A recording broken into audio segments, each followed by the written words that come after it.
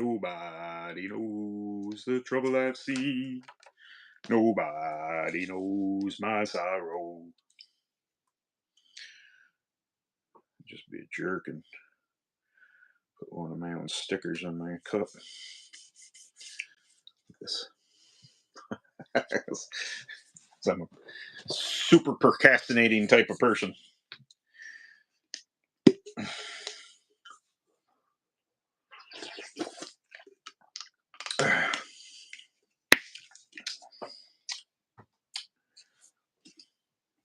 Fuel fitness.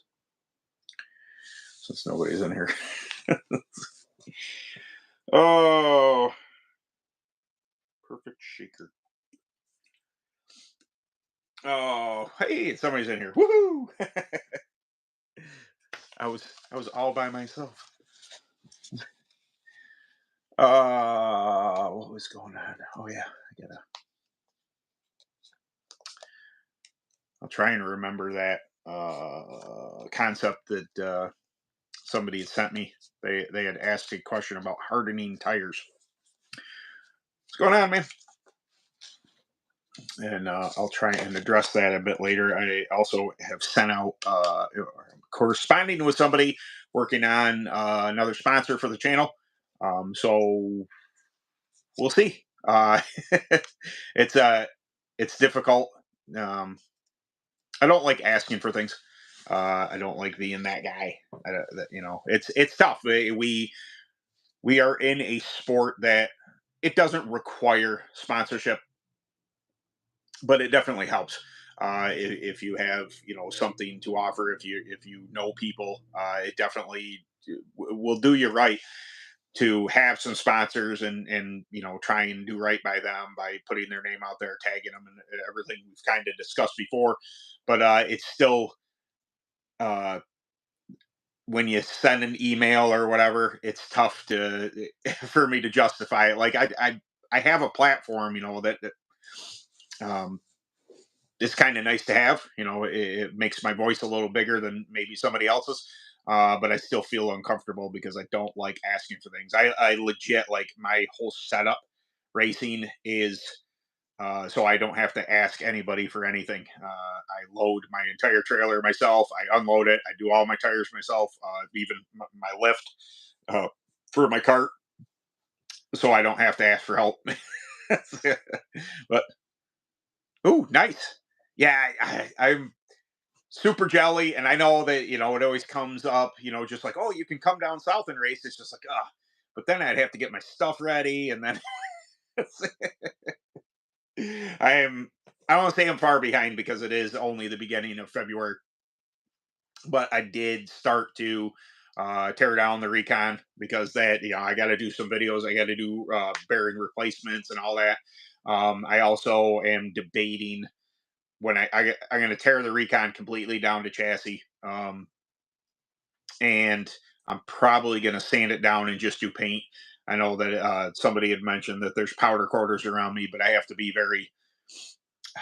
I have this bad habit of if I have a little bit of money and I have a little bit of cart fund, kind of stashed away.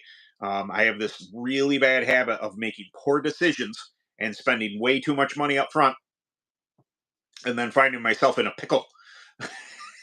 I'm sure I'm not the only one, but I have to be very, there are things that need to be done. I need to take my engine down to have it updated. And maybe it needs a piston. It definitely, cam and let them do what they need to do to get that clone on par. Got to do some clutch stuff with the Bama. I rebuilt that thing last year, so I don't have, and I only ran it twice, so I should be good to go piston wise and performance wise on that. But it's just there are certain things, man. I'm gonna go down to JC Specialties. Um, so next week, oh yeah, I gotta remember to do. I'll do this. I'll do next Thursday. We'll get together and have a chat. We'll do a live stream. Um, but then I got to do a video prior to Saturday because Saturday morning I'll be leaving for Pittsburgh to go to the UAS um, Winter Conference. Be going down to that, do that, hang out with people, talk about all that stuff. I'll probably have some sort of footage or something along the lines for doing that. That should make for some decent content. Not the only reason I'm going, but just might as well. And then 2 weeks after that, JC Specialties, and I really want to do it. I don't know what I missed last year. I was gonna go. I was gonna go last year to JC Specialties. That might have been about the time that Walt told me that he was retiring from racing, and there was no need for me to go down because I couldn't afford to buy anything without my cart partner. So, but I got to make a small list of things. But my intent is to go down to JC Specialties. Would be in 3 weeks from now, and I want to bring my phone, bring my GoPro, get you guys some footage of what JC Specialties looks like. I mean, I there's a couple of suppliers that I use, and I have no problem supporting anybody that supplies karting. Lacatus, I've mentioned them before. Obviously Phantom, you could buy stuff from them. But this place is amazing. I've been through it. I've been to the open house a couple times, and JC Specialties is amazing. I mean, big showroom to start off the thing. They right now they have a track in there. Um, what is it? Slot car track, and I wonder if that's still going to be there because that'll be really cool to witness. If you follow JC Specialties, they go live sometimes, and they've been running the slot car track. It's pretty wicked. Uh, but yeah, they at least a couple times we're able to go through the back and see where they store stuff, where their shipping area is. But I don't know how open the open house is going to be. It might be the same. And if that's the case, they're going to have vendors there, and I hopefully get some footage of talk to the vendors and just show what's going on there as best I can. I wonder if forget. Yeah, I would like to, but there again, if it's going to be a couple $100, I totally, totally worth it. Totally worth it for anybody to do it. I highly suggest powder coating over paint, but I work in a body shop, and my boss is a super cool dude. So he's going to, if he charges me at all, he's going to charge me costs on stuff. So I'll probably do an epoxy primer on it, get everything sanded down, get all the nicks and stuff out of it as best I can. I don't want to go crazy because it's a dirt cart. And it's a 2017. I'll make it nice though. Sand it all down, get all the stickers off it, what have you, and get it into epoxy primer. Maybe just a quick coat of something. I don't think we have any single stage. Uh, might have to do base clear if I were to clear it, or I could always just leave it epoxy primer and just it's a great chassis as is, so be a great chassis again. We'll see. We'll see what I decide. I definitely want to do something. Have you always been on dirt, or have you ran asphalt tracks in the past trying to figure out which direction to go? Because I'm old. Yes, I actually have not, with the exception of amusement parks. I have not been on anything asphalt. That being said, Avon Racing, Genesee Valley Kart Track, GB. It's got some name. It is in Avon, New York. Not Avon, but Avon. That's how you pronounce it. Avon, New York. It's the closest track to me by far. Like Avon's 20-25 minutes from me. Super close, but it's a road course, and I've never actually done it. There was talk, Walt, I just mentioned, there was talk at one point in time of him getting a road course cart, and us going and playing around on Sundays over there as his driver. And I'm like, yeah, man, I'm game. Um, they so there's benefits one way or another. I would say that dirt racing is obviously dirt racing. Things get dirty, things need to be cleaned more often.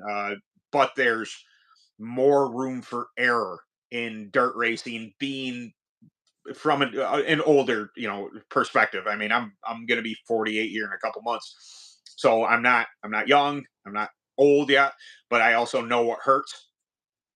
So dirt may be a little more forgiving unless it's bumpy. That I say that with a caveat always. Road course, you don't have to clean stuff, nearly as much. Obviously, you're not getting it as dirty. Uh, but I just my I don't have a ton of experience with road course. I would say that the G forces are probably a little more gnarly in road course racing or asphalt if you're doing asphalt oval or whatever it is. I'd say G forces are going to be pretty serious. But it's hard for me to say, aside from, like I said, amusement parks or that indie cartway I did, indoor electric kart racing. That was pretty fun. But yeah, that's either or. Pick your poison. I already spelled that as well. I like dirt better. It's more fun. Yeah, I would probably say that I could see that asphalt, there's more variability to dirt, to whereas asphalt is, I mean, I would assume that if you got your cart into a very neutral spot where, obviously you're going to have more rights than lefts or lefts than rights on whatever road course you're on. Once you get into that super neutral spot, it's going to be, just very, very incremental changes. Walt used to talk about there used to be these little 16th washers that they would move if it just needed a little more help, here, a little more help there. But fresh tires are probably, if I had to guess, going to be faster. So you do have that if you want to, compete on any kind of level, you're going to really have to be up on your tires. Not that any kind of level in dirt racing is the same thing, but I would say that dirt racing, in my eyes, is a little more fun, and why I've never really experimented with it, just because that I like the variability. I mean, it's at any given Saturday. I mean, yes, there's really fast people, but if you hit on a setup, if you hit on a set of tires on a dirt track, uh, it's a lot of fun, and it's why I continue to do it. But it seems like more wrecks. Again, I'm all, yeah. That This is true. And it depends on what kind of track you're on. Are you on a tight bull ring that there's a lot of banging off of one another, or are you on a big speedway? Now there's less wrecks, but when wrecks happen on a bigger speedway, they're more serious. It's but yeah. Uh, Hello, how's it going? I live in Indiana, surrounded by bulls. So yeah, yeah. That's there are a couple OVRP. I think they still have a track that's out like Schenectady way in New York. They used to have a dirt. I'm pretty sure it's still there. I just don't know if they race or not. It used to be a paperclip, banked paperclip. I used to go there with UAS once or twice a year back before, but haven't been since. I know they had a road course. I think they had a. Did they have a motocross track at one point in time? Could be. Forgetting asphalt is good for getting. Yeah. Dirt is for racing. Asphalt's for getting there. Good evening. Oh, what's going on? West Virginia. I've only been to West Virginia a couple times. I've been through West Virginia, I guess. Um, oh, beautiful state. Don't know much about it, but yeah.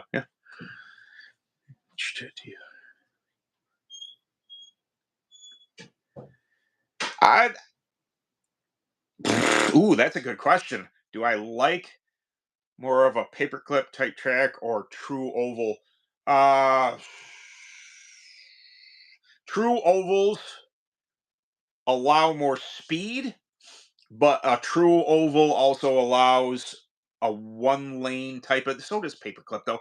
But a paperclip, if you have to brake, if you have to get off the throttle, and it again with that word variability, I think I'm using that correctly.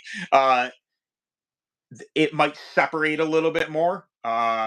If you actually have to jump out of the gas, if you have to use the handling of the cart to where's I think a true oval, like I'm just when I think of true oval, I think of the big track I used to race, Paradise Speedway, big quarter mile, and it was really similar in the corner when you were on similar horsepower. UAS, we'll take that out of it. But when I ran KT 100, things came together a lot better because you're all able to keep up similar speed. So it really comes down. I don't know. I either or.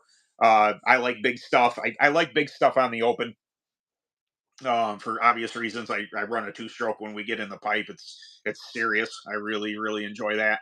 But as far as clone racing, I rather enjoy uh, bull rings and paper clips, all the above. I'd say that the tracks around me, like Adrenaline and Champion, real flat paper clippy style tracks, to whereas AMS is more of a true oval, high banked. If you guys have seen the videos there, that it just For bull rings, AMS is kind of my go-to. I really enjoy that track. I love the way it drives. It's very difficult on an open, unless you have a lot of experience there on an open. Very hard to get a hold of, and the boys with the 450s are railing around there. Rewind back to 2018, 2019. My two stroke was super good there, but the clay was different. And the way you attack the corner was a little different. The track really hasn't, I mean, John expanded out, and the tracks, it's a big tent, but it's a bank tent. And the way I could manipulate the corner in the two stroke, I would come in real hot until it almost started to break free. I'd lift and go wide back open, and I'd be yawed out looking at the corner and just slingshot across the corner on both ends. To whereas since then, it's really the line you run, now that I've run clone there, has become almost a true circle. I mean, you're still technically on an oval, but the line you're running is becoming way more circular, and is more difficult to get a hold of on an open. The big four stroke guys, Dan Guild, for instance, in Outman, they get ripping around there on the big 450s, and they sound nasty. I'm a two-stroke guy, but those four strokes sound nasty. And man, they kind of attack the track the same way I did in a two-stroke, except for they got all that meat, like they're buried in the track, so they have max traction at all times. To whereas the couple times I tried to run there this year with the two-stroke, I felt as if I was on the track a little too much. I needed more time. There's no doubt in my mind I could have gotten better there. It's just a time thing. I really wanted to focus on the clone stuff. I wanted to get better at that type of racing because I had been doing the open stuff for so long. Not that I was at the pinnacle of running an open, but I needed to get into the clone racing, not only for the channel but for my own satisfaction. Like I felt that I could be a decent clone racer if I really tried, and I think it's on its way. I'm not perfect at it, but definitely fun. Eat a packet of chips and review them. I mean, I could. I'm a I'm a I'm a hefty boy. Heat the tires before or after prep before you go out on the track. I'm just starting in carts. There are people who like to torch in prep. I don't suggest that, especially if you're brand new. I don't suggest it right up front. If I'm going to tell you to prep and you want to use heat in order to embed the prep a little further into the tread, I would say heat the tread first. If you're going to use a torch, fine. If you're going to use a heat gun, fine. Hot box, whatever. Heat the tread first. Apply prep. You'll notice it dries a lot quicker, and it's gonna the more you open that tire up, the more the prep is gonna embed itself in the surface. But keep that in mind. If you're not intending to soften the surface, or if your intent isn't for the prep to embed too far to whereas it's with you all night long. If you just want something, sometimes you'll just wipe a quick wipe on a tire in order to get it to fire. You don't actually want it to do what the prep's intended purpose is, if that makes sense at all. You just want that quick reaction. You want it to go and then be gone, and get back to what, maybe either A, in the tread, or just you want normal tread, just what the tire is composed of.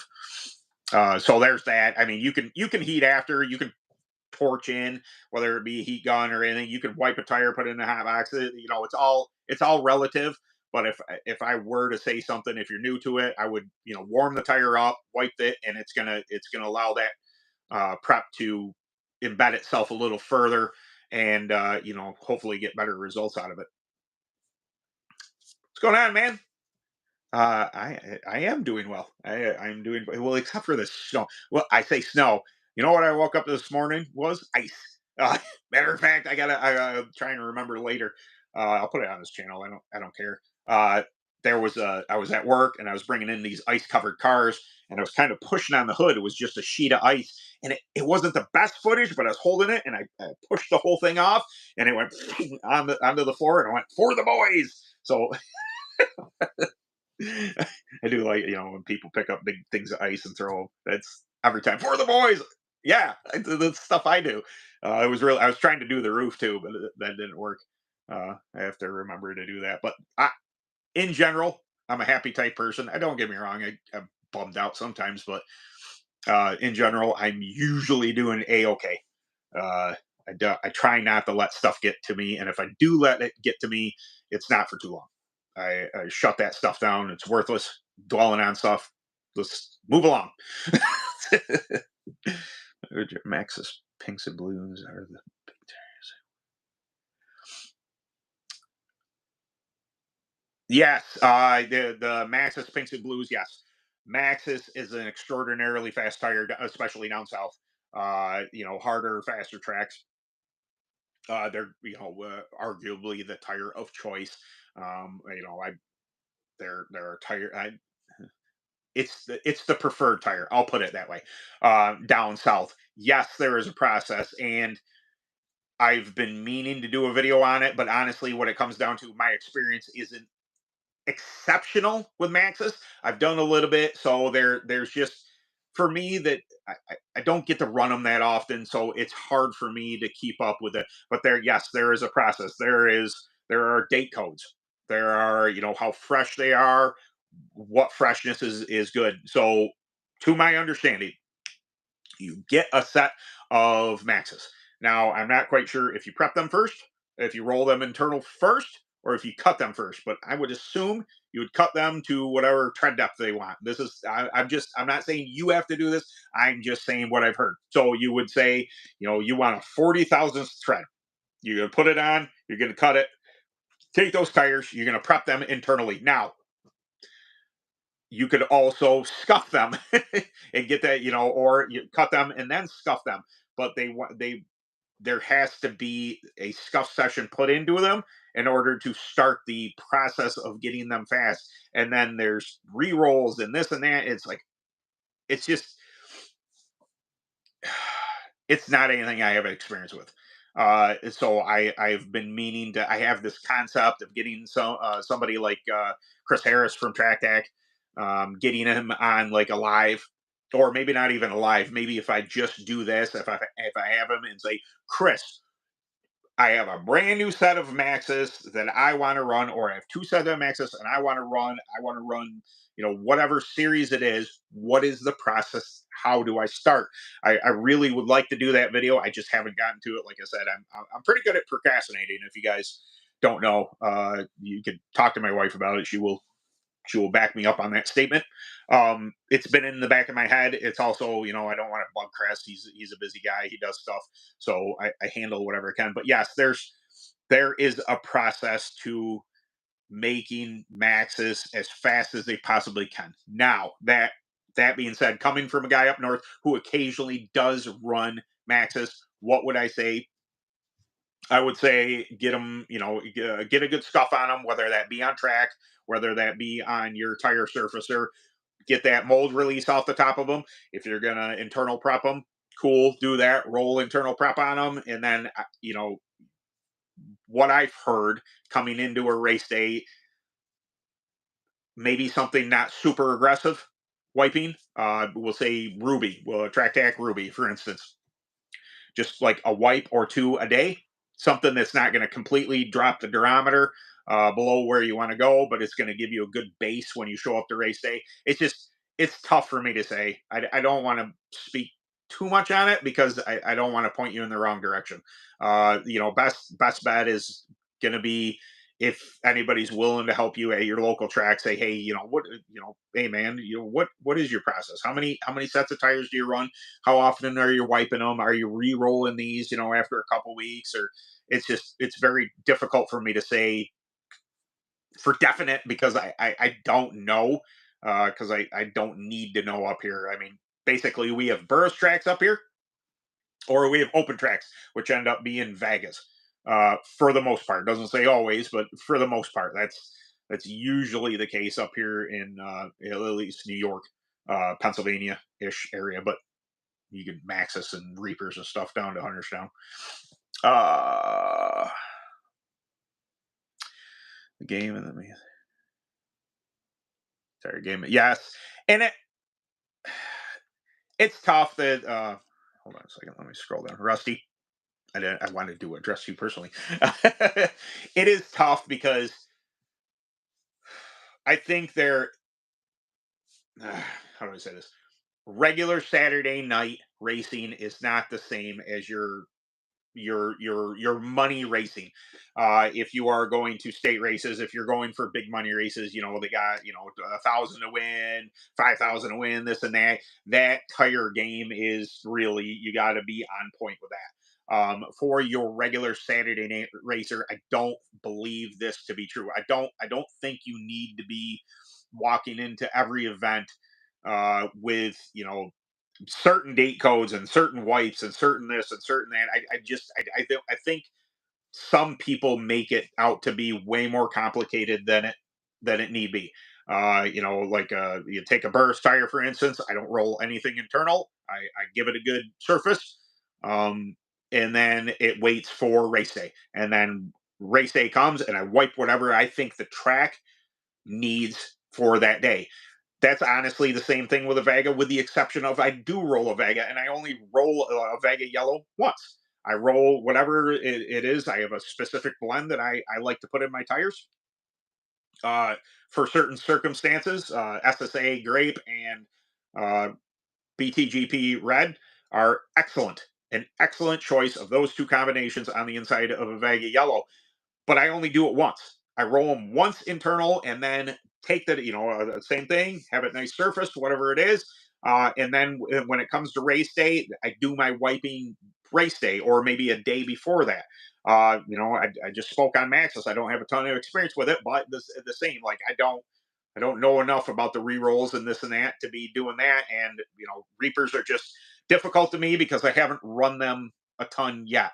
I was just, matter of fact, I just learned last night. I was watching Ultimate Kart Media on Facebook. If you guys, want to catch up with, be in the loop of everything, basically Southern racing, those guys do a fantastic job. But they were talking about how to read the date codes on a Reaper, and I was like, oh man, well that's news to me. I just, I got some fresh, what I, considered to be fairly fresh Reapers, and I was looking at the date codes yesterday. I was like, oh okay, they were a little bit older, which explains that uh, they were a little harder than I expected them to be when I got them. So I was like, okay, it gave me an idea. Basically the not hard to read. Whatever week it is, 1 through 52, and then the last number would be the year that it was made. So say you had a 12/23 and that was made, or not 52. Yeah, maybe it's 52. Was it 52 weeks? What week it was made? It was a month. Yeah, like the 12th week, 23 or something like that. Anyway, but yeah, tires don't have to be that complex. I think a lot of people just immediately, just say, "Oh, their tires are just ah," and it's not as bad as it seems once you're invested in it. Once you go there, I mean, if you want to be that dude, if you want to, you buy the best chassis, you got guy doing tires, you get the best motor you could possibly. You insist on winning. You want to be, just I have to come in and dominate.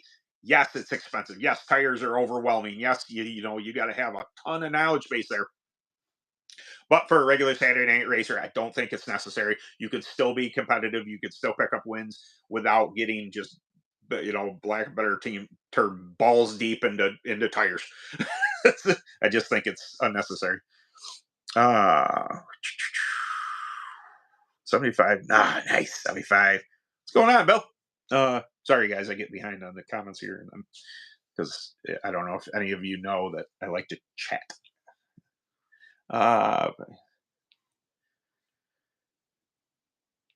yeah, that's Burris are the same, only different.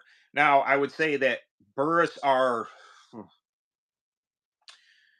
your differences in Burris would be whether or not if you're going to cut them. I'll say this: are you going to flat cut them? That would be for a harder, faster track. A flat cut, a rounded cut would be for something loose, something like AMS. If I was going to, cut a set of Burris 11s or 33s for AMS, I would round cut them because it's not a black, black groove type of hard, fast track. Uh, and then you can get into tread depths. You know, what are you cutting them to? You know, some tracks are going to like that 90 thousandths. They're going to like an uncut Burris tire. Some are going to want possibly a 40 to 50 thousandths tire. Okay, you know, you can get into that type of thing. And then the other thing with Burris is cycles. I haven't experienced this a ton, but I will say this, that most Burris racers will say that week to week, do not run the same set of tires. You allow them to rest at least 2 weeks in between runs. So if I was if I was running as a Saturday night competitor and I wanted to be fairly up on my Burris tire game, I'm probably going to have bare minimum, 2 sets of whatever it is. I would say it's SS11s. I'm going to have 2 sets of SS11s for one night, and then the following week I would run a separate set of SS11s. Um, to allow that set to come back to normal. Now, how much validity there is in it, I don't know, but it doesn't not make sense. If that makes sense, it doesn't not make sense if that makes sense. Um, and then I also heard that after about 3 to 4 runs, they start losing, a couple tenths off of speed. So there's, fresher. It seems to be that Burris, the fresher the tire, the faster it is. Now that can't always be the case because durometer would come into play, something like a weed sport. In the middle of the summer, I wouldn't think that a brand new fresh 33, say punching 48 to 50, would be nearly as fast as something a little bit older, a little bit harder because of how black that track is and how much prep that track actually in black line that actually lays down. So there's an art to the bars. I just when you're comparing the two tires, say a Maxis compared to a Burris, it's my opinion, my experience, that you don't have to have the whole date code re-roll scuffed cycle, the wiping all week long to get a set of Maxis ready for whatever track. You don't have that portion of the deal. As far as prep wise, I think it's a little easier on the prep cycle for a Burris, but maybe a little more manipulation of the actual rubber of the tire. If you want, like I said, if you want to be on that A level game, like I ran, I got at least a win last year uh, on a set of SS11s that were a year old. I bought them used. They were low run, but they were used, and I won't say, I wasn't challenging for wins by any means. This was my first year in Clo, but I was able to run top five with a set of tires that was a year old compared to a lot of people who are running brand new stuff. A lot of it does come down to setup, and getting your stuff kind of dialed in. But yeah, everybody has their own process. Absolutely. Learn the base prep propane. Save the combos for old tires. Good. That's a good start. Yeah, that's absolutely. Yes. Week then year. Okay, week then year. Yep. You can run them till the court's flat out and win. Yeah, that's the one thing I'll say. Running an open on Vega Yellows is run them to the cords, man. That's a very real thing. Matter of fact, I've seen people win on corded tires. That's for an open, you can abuse the side of it. I think that comes down to with the open because of how heavy we are typically, and how stiff a Vega yellow sidewall is. You really can drop the pressure. You really can abuse the snot out of them. You also can prep the dog snot out of them. Yeah, I still remember when I become aware of Vega yellows. It was like, oh, this is amazing. And you read right down the side, no need for prep. You silly. Stop that silly talk. We're prepping the crap out of these things. And we have, and I have. Uh, yeah, absolutely. Uh, the new Acre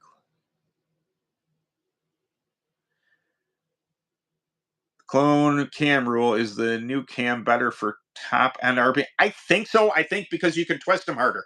That's obviously I my engine isn't done yet because I haven't taken it to my to Motorworks yet.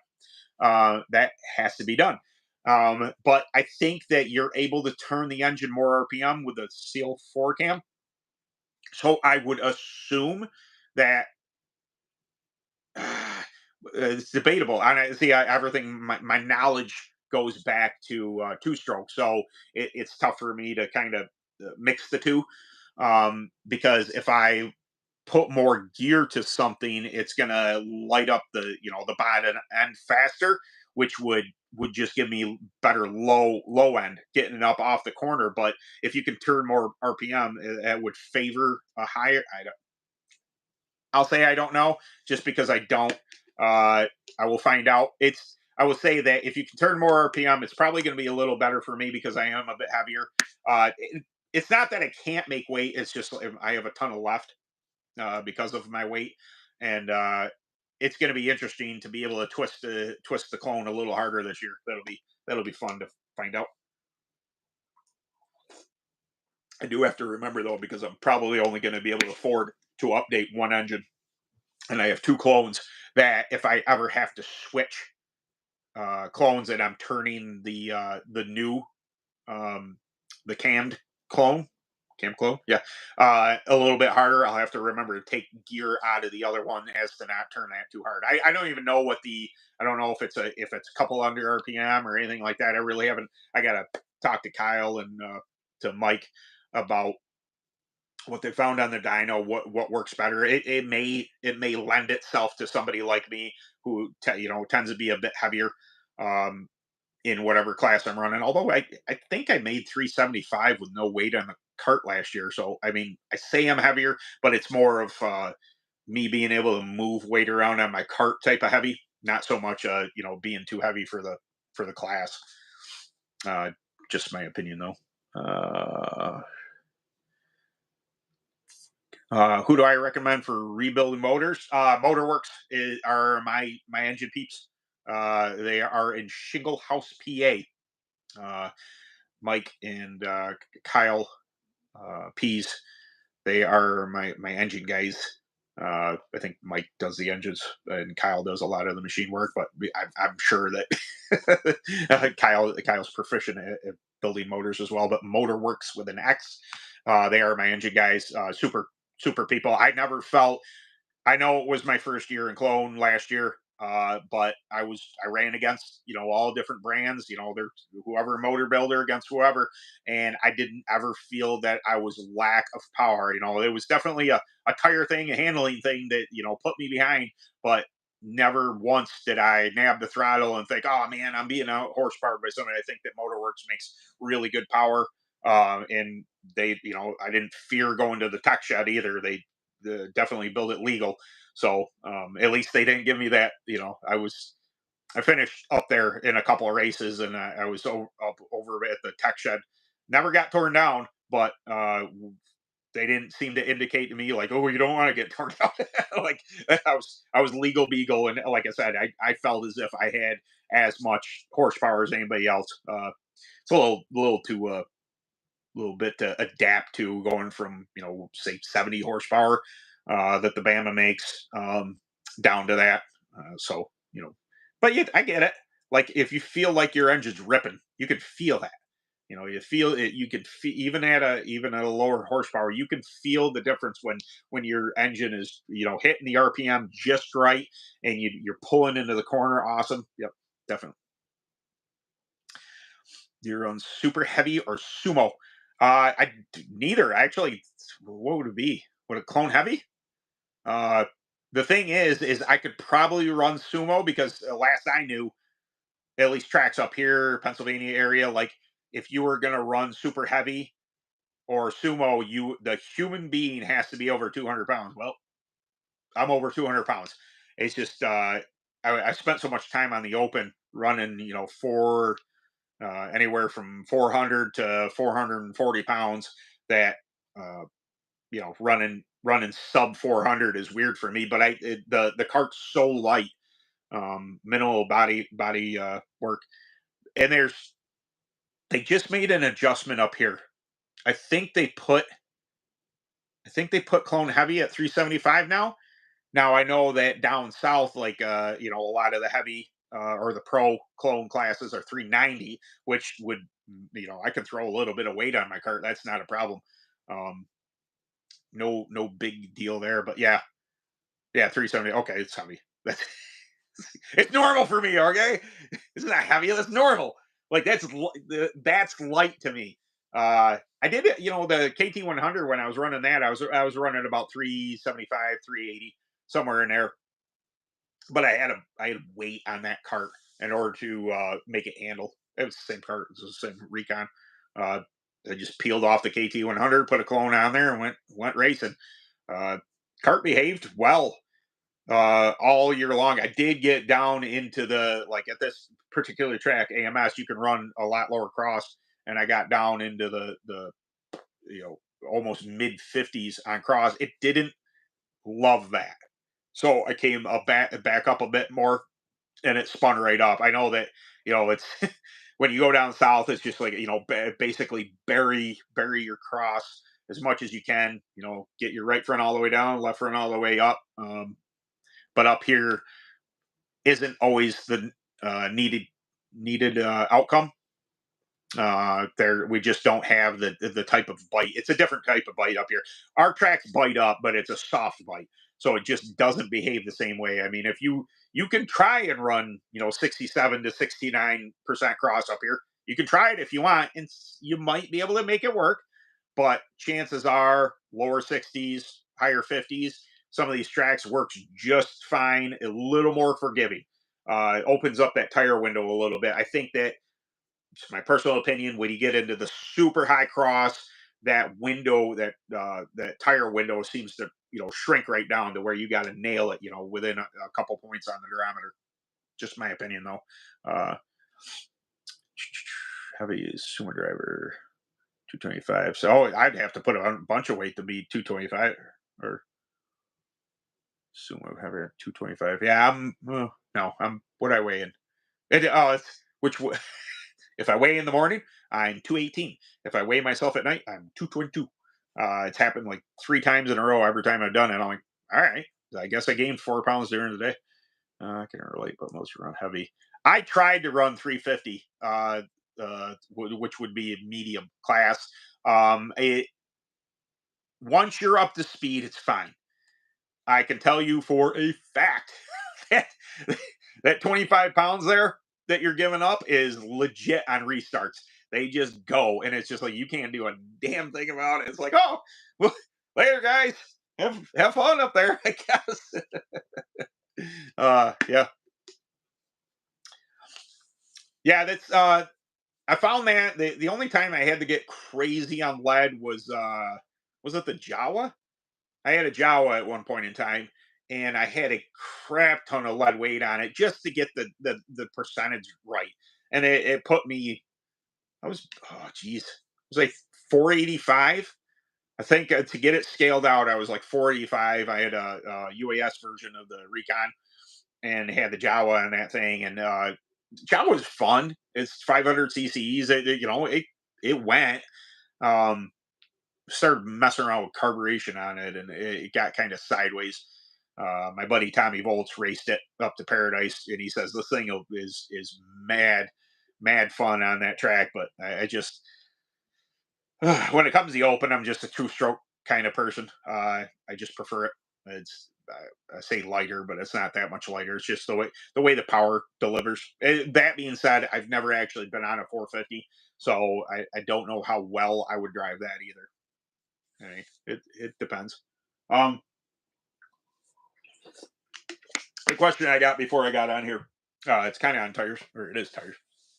The gentleman was asking me if uh, if there was any track tack product that would harden the tire that would actually bring the durometer up, and I said no initially, with the caveat of this, that quick dry is essentially Acrosol. So if you have tires, and the best way to, you know, for tires to harden up is time and heat. So the sun is your friend, and you know, time, just let him know, you know, essentially. It's not always the case, but if a tire hardens, the oils are dissipating out of the tire. A lot of them, anyway. I wouldn't say completely because they're, some tires have more oils in them, but in general, there's more rubber or oil to rubber ratio, going on in a tire. So you need to get some of that oil out, and a couple chemicals that you can put on them. Now, I would say that I think you're possibly giving up speed by doing this because you are removing the oils from the tire.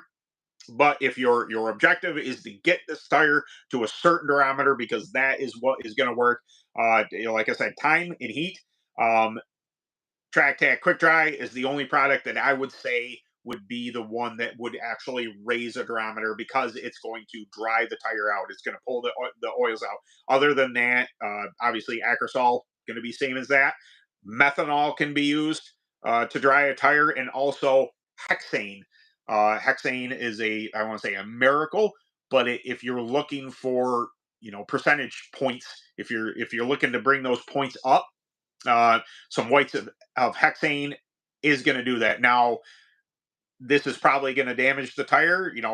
Whether or not you can recover it, I don't know. If you're just bound and determined that you need a 60 durometer tire for whatever track you're on, and you need to raise that 55 durometer up to that 60 in order for it to work and not blister and all that. I just it's a very fine line that you're going to want to do that.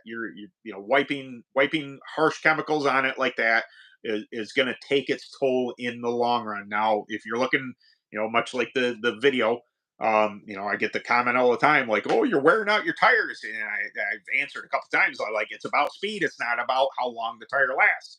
It's not, so that may be the case. If you definitely need, a 60 plus diameter tire, and you're willing to, do the punishment to the tire, I'd say most aggressive is probably hexane. Second most aggressive is probably methanol. Arguable because I'm not a chemist. But then down from there, Acrosol, Quick Dry, are going to be your milder preps are going to be the case. But anything that has oils in it that's going to embed oils is going to either remain the same, or it's going to drop the durometer. If it's got a super good penetrant in it, it's going to start to break down that surface. But somebody had asked me that, and for I say no, there's no product that will raise durometer from Track Tech, but Quick Dry, you know, uh, wiping Quick Dry, keeping the tires out in the heat, or putting them in the hot box is going to peel those oils out. It's going to dry the tire out, should raise the durometer. So I just thought I'd address that. It was one of the things that he mentioned it. I was like, he's like, if I get on, he had a question, I answered him via the DM. But I thought I'd bring it up now because I have the Track Tack logo behind me, and it reminded me to do that. But just add a lot of lead. Yeah, there's a stack of pairing class 400. Yeah, that's it. that It's tough to see the younger kids, red plate or this or that, or not so much red plate, but littler people that have to make weight, and seeing the amount of lead they have in the cart. It's just like I've never had that problem. If anything, I got to weigh blah blah blah weight. Walt was a good one. I'll mention him again. Back when we were running the Bama at 250 cc, I would have to weigh 400 pounds, and I was starting to put on some of my weight. It was before I was lifting weight, so it wasn't muscle. I can assure you that. But I like snacks, and I was getting up into the 420 realm, and then he was kind of busting my balls a little bit about being overweight for that engine package. And I was like, well, so my wife and I actually we went for a walk. We started watching what we were eating. We did a lot of walking. I dropped down. I got below 200 pounds again, and was able to get it down closer to 400 mark. And there's I don't think the open engines care as much as the clones. Honestly, if you're 5, 10, 20 pounds heavy for an open, especially a motocross, a 450, a 250, whatever, Jawa, I don't think they care. They're if anything, the weight might actually put you in the track a little better. You just have to be careful of how far over that line you get, because if you start to abuse, say, your right rear, you're going to burn up that during a run. And if you're just on fire at the beginning of the run, but you're on that right rear and it's getting hot, it's eventually probably going to fade. So it's a real, there's a balancing act there, to how much you want to be in the track versus on the track. What prep is good for all around use? In general, I'll speak on track tank line because that's who I represent. All around, you could go. I'll give you a very light one. I would say Ruby is an all around. It's a conditioning type of mild prep that is all around. And then from there, I'd say AT2. It would be a little more aggressive than that, and then a little more aggressive from that would be SST. So the kind of in that order, SST is going to be your most aggressive of an all around prep, and then AT2, and then Ruby would be my three that are all around. But if you're looking for just something to fire the tire off, if you don't want to get into dropping your durometer or anything like that, I would just say just get a can of PRW orange, and then you can be fairly aggressive with that, and it's not going to really drop your durometer at all. It's just going to fire the tire off. That prep happens to really like wet tracks and medium type tracks. If you're getting into hotter, harder type of black tracks, then an AT2 or a Ruby would be a better choice for that. But just in general, if I was talking about a less aggressive type of all around prep, I don't want to tell you something like BTGP, which is better than GoP, is really aggressive out of the track tech line. You don't want to, if you don't want to drop your durometer that much. 37. Yeah, it's not a problem I had.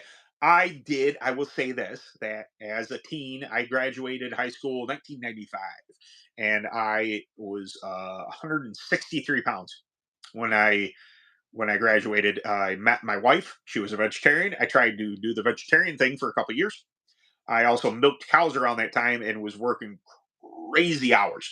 So I was a vegetarian who was milking cows, and just it was madness.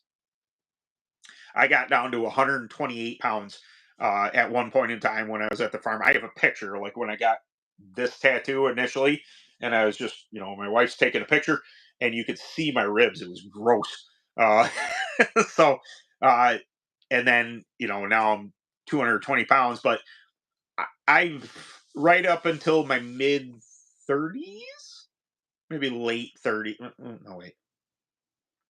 Yeah, I'd say late 30s. Didn't weight started to pack on. Like you could legit tell that my metabolism was starting to really bow out.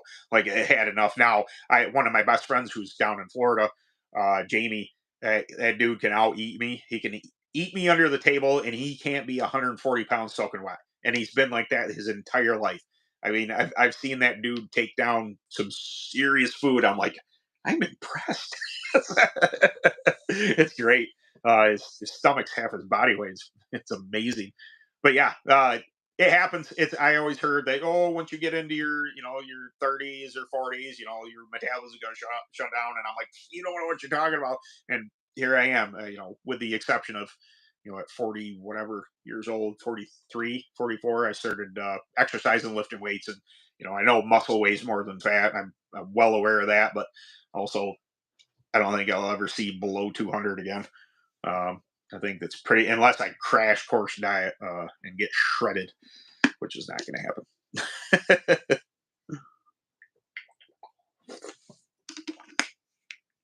For a certain yeah, absolutely. That's if he says I run 425 and under certain conditions we were faster than 375. Absolutely, being in the track is a very real thing. Sometimes it just some carts, and I don't know specifically, but some carts do like to be have a heavier driver in them. It makes them work better. It makes them bend more and get into the track more. If you're too light, somebody had mentioned that to me before. They had they had a junior kid coming in, and they're like, uh, he was getting a little big for his Triton Junior, and he asked me, hey, what's a good cart for him? Even though he's super light still. And my only suggestion is don't go with a big tube. Don't go with something that's like 095, because that type of weight, when you have a very light driver, it's hard to get that cart to do what it wants to do. You're going to want to go with something small tube. Either it's got a bunch of inch and an eighth tubes in it, or it, 08 083 wall, small tube type chassis, just because it's gonna accept that lower weight, and it's gonna do what it needs to do instead of fighting against that. I definitely think with if you have a lighter driver and you go with a big tube chassis, that big 095 wall, you're gonna be on the track more than you're in the track. And when you get a slightly heavier driver, uh, it's going to make that 095 or whatever work even better. It's going to make the chassis do what it wants to do. It's going to put you in that track and get the bite that you're looking for. So absolutely, I can see that. It weight isn't everything, but it's just on bull rings. Like I was saying before, it's tough. When I was rolling in at 380 and trying to run a 350 class, just because it was the second class I was running. We're done with that this year. I'm not doing that again. If I run two classes, say at AMS, 375 and 400 have got to be the choices for me, because that's a no can do on that thing. Oof. That 350 stuff's for the birds when you're as heavy as I am. Hey Ben, what works the same as SQS? We need to drop the drop. Wait, look, why am I reading that wrong? Why is it? Hi, Ben. What works the same as SQS? We need to drop and bite. Um, just as a in cooler weather, if you're looking for drop and duro and bite, I would suggest grape. It is a fantastic chemical, really good for those sub 60-degree days. Also, I know that people have run it on other days that are hotter than that. It's an aggressive chemical that bites up, but SQS is basically like a cold version of orange. It can be used in other circumstances. Like I like it as a blend. I like to put it as a blend in internal prepping, or blend it with something on the external. It adds a bit more bite. You can all the Tractac chemicals can be mixed. From my knowledge, nobody's told me otherwise. But one of my go tos is putting an SQS with a GK1 or something like that. But I would, if you're looking for more bite, and drop the duro a bit, and you're running in cooler weather, I would say grape is your go-to. Other than that, you know, the two more the most aggressive, will go most aggressive down. So I'd say the most aggressive that Track Tech has is Topaz. It's the closest thing to Goat Pea that I think they have. It's just my opinion on that. But then you have better than Goat Pea. So if Topaz is a 10, then Goat Pea is or better than Goat Pea is say a 9. And then I would say that GK1 Blue is in there, and also SST5. I haven't run a ton of SST5. It's I guess if you run a ton of it, it can lock you down. So that's might be something you're looking for, but I just haven't run it a ton to give a full experience type of thing. I definitely have to get on that. But yeah.